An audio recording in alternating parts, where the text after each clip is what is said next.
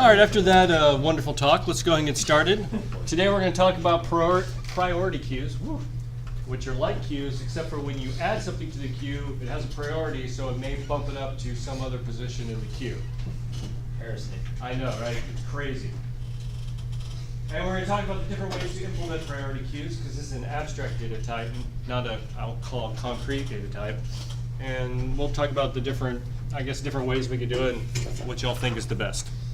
All right, hopefully this will be really short. Oh, these were stolen from some Java slides, but they still work. So keep in mind a stack is first in, last out. A queue is first in, first out. A priority queue is least first out. Or, yeah, usually you assign priority to the smallest number. Don't ask me why they chose that, they did. So the smallest element is the first one to be removed. You could also define largest first out priority queue if you wanted to, whatever. Whatever's the smallest is defined by the programmer. If you're in Java, you use comparator or comparable. If you're in C++, you just use less than or greater than. If there's several smallest, then you just have to decide which one goes first. That sounds great. 9, blah, blah, blah. All right, so here's one possible. ADT stands for abstract data type, defining your data. So you have a constructor. You can add something that's comparable. Did y'all do comparables in Java? No. If you have to ask, no. Did y'all do interfaces? Oh yeah. Define it. We talked about it for maybe 2 minutes. Did we implement them? No. No. Did we You learn them? did. I know you did. Yeah. Okay. All right, so now for a nice side in Java.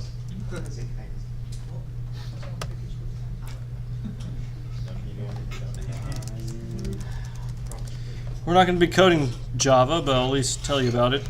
Yeah. So it's an interface.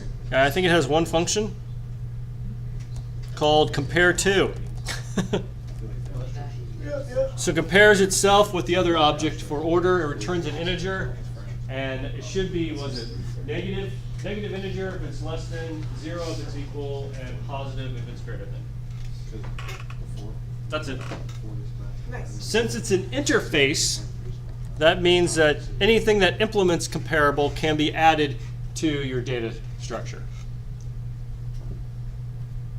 Oh, please don't give me that look. Anything that inherits from comparable? Y'all did inheritance, right? Yeah. Okay, good. So anything, or in Java it was called implements. So as long as you implement comparable, you are therefore a comparable. Your is a relationship. Did y'all do is a, has a? Yes. Okay. Uses a. With dog and bark and stuff? With dog and bark and stuff?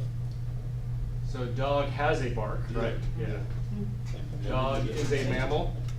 Yeah, I think it's like animals. Huh? Or use a bark, yeah, you can do that too.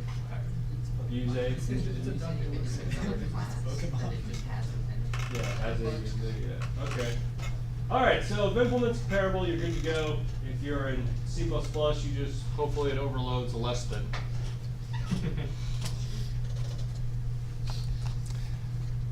You want to remove the least so you can get the least element. Get the least in case you just want to see what it is, but don't remove it. And of course, you want to know if it's empty, and then how many elements are left, and then go ahead and discard everything. Java has priority queue since Java 5. Y'all remember when Java 5 came out? Yeah. Yeah. All right, how could we implement this? Can we use an array? Yes, of course we can. That's what a queue is. I would think that maybe a linked list would be better than. All right, well, let's go look at different. All right, blah blah. All right, what do we want to look at? We want to get the element pretty quickly. We are going to eventually remove everything we add. So when we analyze queue, neither add nor remove is important. We need to look at both add plus remove, because since it's a queue, you're going to always be adding and removing back and forth, back and forth. All right. So array, you could do an unsorted array. Sure. Adding an element would, in general, take O of 1 time. Why is that? It's a good review. Hmm? We don't sort it.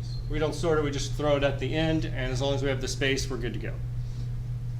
How about searching or deleting? And because you have to find it. Okay. So adding and removing take O of n time. This is inefficient.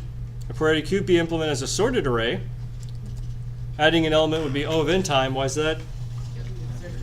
You got to find where it is, shift all the elements over, put it in there, O of n. Is everyone following me when I do that? Okay, great. How about removing? O of 1. Why is that? It's already sorted. You know where it is. You just go in the back, right. And hopefully you have the least at the end of the array so you don't have to shift everything down. Hopefully you were smart about that, yeah. All right, so, well, It doesn't really. that doesn't really help us any because it still takes O of n time. All right, let's see what, linked list. Unsorted linked list. All right, so adding would be O of 1, why? Tack it on to the end. Yeah, tack it on to the end, but then removing would be, oh man, all right, so it could be sorted, but O of n would be O of 1. So none of these is helpful. Not yet. How about a binary tree? Oh, yay. Could be not necessarily balanced. Insertion would be log of n to O of n. Why is that? Because you cut down how long it takes. Yeah, it could be a linked list. And then removal could be log of n to O of n, because you may have to go down the whole linked list. Yeah. Could be represented as a balanced binary tree. Better. Insertion remove could destroy the balance. We need an algorithm to rebalance the tree. Require log of n time, but are complicated. Does anyone disagree with that last bullet right now? No. Okay, good. Well, then be complicated. Good. Okay. All right, guys. All right. I know it's been a little while. What else could we use? Oh, hashtag. Okay, so we used a hash table. How would we know what is the smallest? Ooh, yeah. Yeah, that would make any sense. No. A balanced binary. Well, a balanced binary tree would be helpful, but what if we don't want to keep it so complicated? What if we want to simplify it?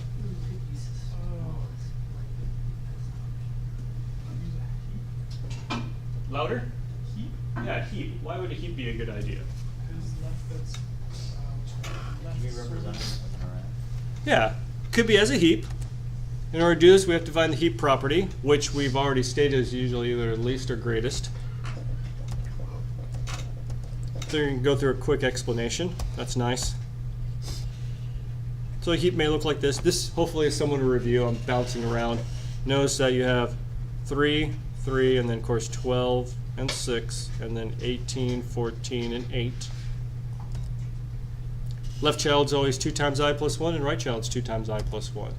Unless the competition yields a value larger than last index, in which case there is no such child. We good so far? So you add an element, you have to increase the last index and put the new value there, and then what do?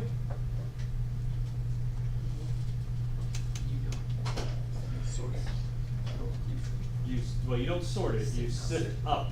Right. And how long does that take? Not O of n. Yeah, log of n. Bubbling, or they call upheap, percolating up. Percolating is a lot more fun to say. You like saying percolating? Yeah, it's hard for me to say. Log in time.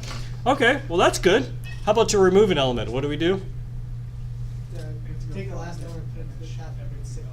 And sift down. Right. So we swap the top and we swap the two ends, and then percolate down. Yep. Reheap it, and how long does that take? Log of n time. So what does add and remove take when using a heap? Which is just log n. All right.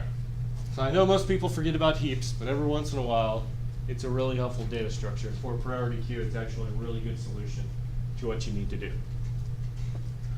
Because you don't have to worry about pointers. You're not using extra memory with your pointers and jumping around. You just allocate an array and you have at it. Okay, let's take a moment right there.